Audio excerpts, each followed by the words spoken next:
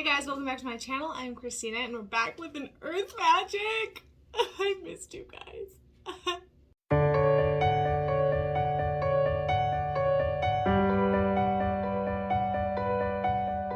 Did you miss me? It's only been 2 weeks, but I took 2 weeks off and we're back and it's nice to be back. So let's get into it, okay?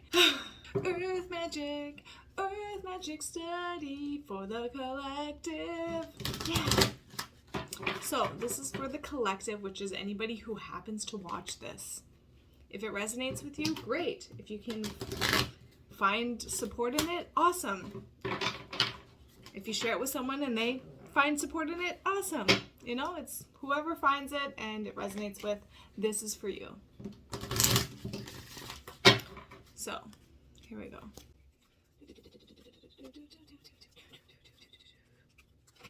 Okay, here we go.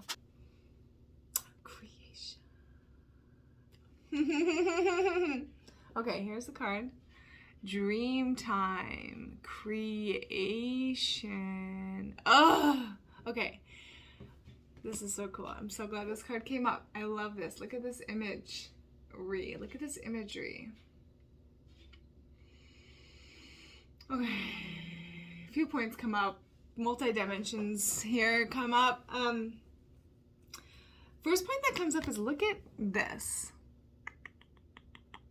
Look at this. This is like, to me, it's like, that's the ancestor point. It's like how far humans have come from their ancestors in terms of like before civilization, before we freaking even had any sense of intellect or like self-awareness to the degree in which we do now. What kind of dreams were dreamt? What kind of desires were had? What kind of like, you know, longing did people have back then? What did people imagine? What were imaginations like back in the day when we were living out of caves and living around fires and walking all day and traversing the land and working with the land and like so heavily dependent on the land, which we still are, we're just not aware of it. What was the imagination like? And what were the desires? It's like this point of imagination and how valuable imagination is in terms of creation, because it's creativity. That's what imagination is. To imagine, to put yourself in a different space and time in your mind, to imagine being someone else, to imagine doing something else. It's like that is the beauty of what we're capable of in terms of being creative beings. That's where our creativity comes from. It's our ability to imagine. Look at children. This was the second point that came up with it. Children are the most creative beings because their willingness to imagine, because their natural inclination is to imagine, is to play, is to pretend this is this and this is that. And there's this like, just like explorative, no limit, boundless like willingness to just say, well, this is this, even if it's not. You know what I mean? It's like, I'm gonna pretend that this is something because I want to play out this scenario. It's just like this point of imagination. And so this is for me in terms of, I for a long time shut down this idea that imagination was useful or effective in any way or practical to reality. Like I just very much shut off my imagination and didn't want anything to do with it because I thought it was a bad thing to have, because I thought it, you know, I existed in the mind and the mind is bad and I need to shut all that stuff down and I just have to be very practical and physically focused. And what I realized is that there's a place for both. And the imagination truly is that ability to play and to be creative and to get innovative and to come up with ideas. And so the reason I was mentioning the whole ancestor point is like, that's what evolution is. Every species in their current environment, exposed to the reality in which they exist in, and then wanting from their current position for something to be a little bit different, to create a more effective ability to function and to express, you know? And it's like, I feel like that imagination plays a role in that for us, especially because we have the ability to deliberately go into our imagination and to consider things and to come up with ideas and to get creative and problem solve. And it's not just child's play. I feel like it's not just child's play. It is like that ability to imagine is our ability to create. And our ability to create is what makes us unique and special. And I just saw a bird just soar. It allows us to soar because the imagination is that point of limitlessness. If we can imagine something, we can create it. That's what I believe, that this physical reality is designed in such a way where if we can imagine something to be, this physical reality has the functioning capability to create that, to manifest that. Yeah, so it's just this point of like, have we limited our ability to imagine? Have we limited our ability to play within our imagination, getting creative, coming up with new solutions, coming up with like getting bold with our thoughts about what is actually possible in this physical reality? Yes, everyone should be taken care of. Everyone should have access to all their basic survival needs. Of course, that is the foundational point. That's like a common sense. Everyone should have access to that. However, from there, those of us that are in the current situation that we're in, it's almost like the reason why people at the moment, there exists such a discrepancy in terms of people who are thriving and people who are dying. Why that polarity exists is because we're all participating in a limited idea about who we are and what's possible and what's available to us in terms of the resources and the space available and our time. It's like, this to me is a call to let go of the limited ideas that we've held on to about who we are, what life on earth is, and what is actually possible, and to start harnessing the imagination of the children that is boundless, that can easily say, you know, this is who I am in this moment, and this is what I'm doing in this moment. Children can do that without hesitation. Why can't we? Why can't we? Why don't we do that? Why don't we pretend that we are this, mighty character that can do all these things and just carry ourselves accordingly? Why don't we do that? Why can't we do that? Why do we think that we have to be these boring, dull adults? Like, why are we so boring? Why are we so dull? So that's what this card brings up for me, is this point of like, we've limited ourselves in terms of what we're able to do, how we're able to do it, and like overall how we compose ourselves. Like, it's just another call to like embody that childlike expression that is creative and imaginative and explorative and curious and fun and playful, and just like, there are no limits. There are no limits except for the limits that we place on ourselves. And I just imagine like how far some people had to go in their thinking to break certain boundaries. And where are you limiting yourself in your ability to go into your imagination and to come up with some new ideas? Like, what are you afraid of? Why is it not okay to pretend? Why is it not okay to imagine? Why is it not okay to like be someone else in a moment and see what that feels like? It's like, I feel like for me, especially, I haven't yet really tapped into my ability to constructively use my imagination to really explore who I am and my potential and what is available to me. And, what I've come to realize about these readings is that they're very much a reflection of my own process, but there is a collective that resonates with me. And so that's why this is a collective reading, because it's for all of those that resonate with me in terms of what I'm currently walking and you're walking. That's why we resonate, is because we're just facing the same things. We're having the same considerations. We're, experiencing similar things. So anyways, side note, dream time. It's like time to tap into that imagination and dare to dream. I have a dream.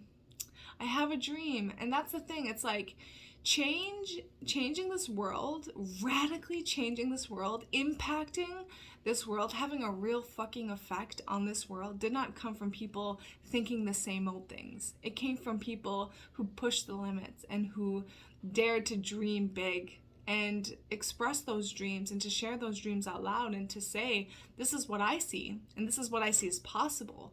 And you know, majority of people be like, oh no, you can't think that far, you can't go that far into, you know, that's, you know, what people have called me, an idealist. And it's like, yeah, I am an idealist, because what's the point?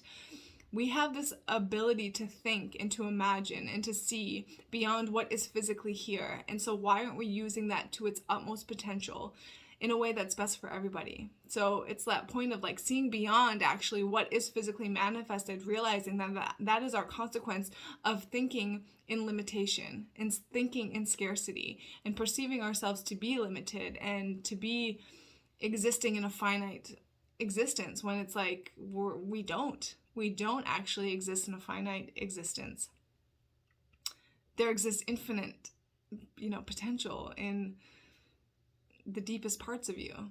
So yeah, time to dream big, guys, and set the goals fucking high. Set the bar so fucking high that it almost seems unreachable, because you're gonna go farther than you ever thought you could go far. You're gonna go farther than you ever thought possible. So yeah, dream big. Dream time, creation. Dream big to create something this world has never seen before. Go beyond the bounds of our current limitations that exist within truly our own minds, and dare to consider something so much more than we've ever considered possible, because it is possible. Okay, great card to come back to. Let's see what the book definition says. This is a good card for me too, because I walked that line of like, recently, of like giving myself permission to do something that I really want to do. It's like this point of like, I see potentials. I see certain parts of me that exist within certain potentials and what's possible for me to create in my life. And there is a holding back where I think I don't have the full authority to decide that for myself and to create it in my life. It's almost like I still wait for someone else to give me permission to do what I see I'm able to do, what my full potential is. It's like I think I have to wait for other people to do it first, or I have to wait for other people to say it's okay that I do that. But it's like, no one else is here except for me. This is my life, right? So why am I not pushing my potential to express and be its fullest? You know what I mean? Like, what am I waiting for? Who am I waiting for? No one is going to tell me I can do what I see I'm actually able to do. I have to live it. That's how you make it real, is you live it, you embody it. So it's that point of don't fear dreaming big, and don't fear creating what you see you're able to create. Don't think that you have to wait for anyone to give you permission. Go ahead, lead the way, take the reins, show us what is possible. That is the potential for all of us, for each to become a living example of what is truly possible. Like, come on, let's go, let's see it. Show us who we really are. You know, that's just a point that I've been looking at for myself. So I really like this card. Okay, for the Aborigines of Australia, the dream time is a place before time and outside of time in which ancestral spirit beings came to Earth and gave all of life its form.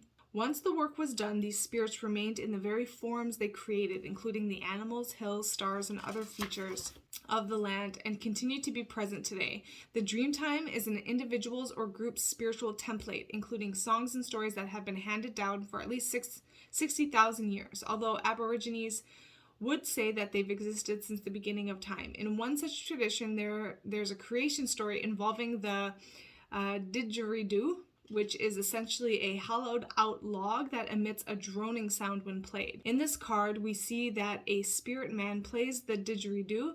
The world is sung into existence. Note the various beings and colors and structures of the land that are being created all carry spirit that has been breathed into them. Real quick, I want to note, in this point in relation to the didgeridoo and the sound, we are sound, which at our core is a sound. It's a frequency, it's a vibration, it's a resonance. So look into that in terms of how we create reality based on resonance, on frequency, on sound. Okay? Close your eyes, tune into your breathing, and allow yourself to sink deeply into the heart of the living creation that you are. As you notice your breath become steady and slightly deeper than usual, or observe the urge within you that is begging to come forth in some creative action. Pay attention to any images, sounds, or feelings that beckon your awareness, and there you will find the key as the manner in which to express the magnificent pulse.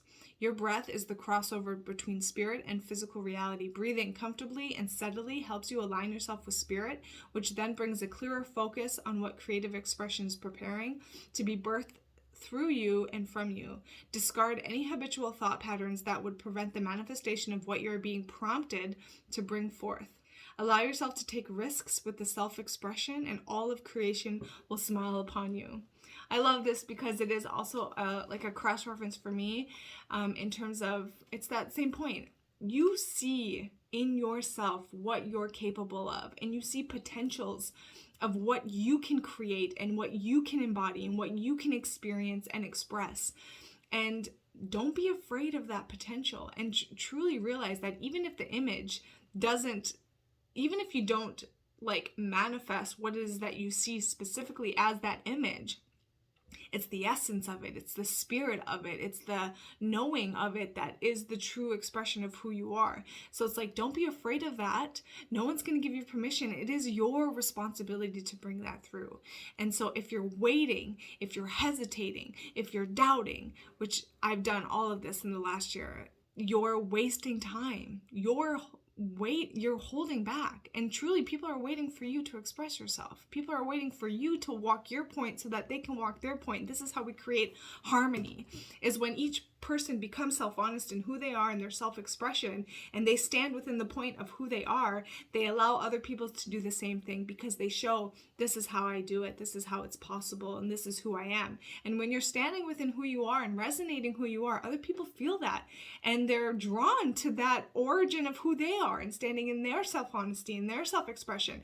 And the more and more we have people standing in their point, the more and more we're slowly unifying and coming to that oneness that we are, and we start to move as one, and we start to move as a true collective that we are. And we start to move as that point that is an expression of harmony and equality and oneness. We truly become, humanity as a whole becomes one body. And that's the potential I see for all of us. And that's why it's so important for every person to get self-honest and stand in your self-honest expression of who you are. Stop holding yourself back. Stop judging yourself. Stop worrying about what other people are going to think about you. And you create you. You express you. You follow your joy and your passions. And you will change this world into what is best for all. And so I love that. Okay, I love you guys. Thank you so much for still being here and walking with. And take care this week, and I will see you next Sunday.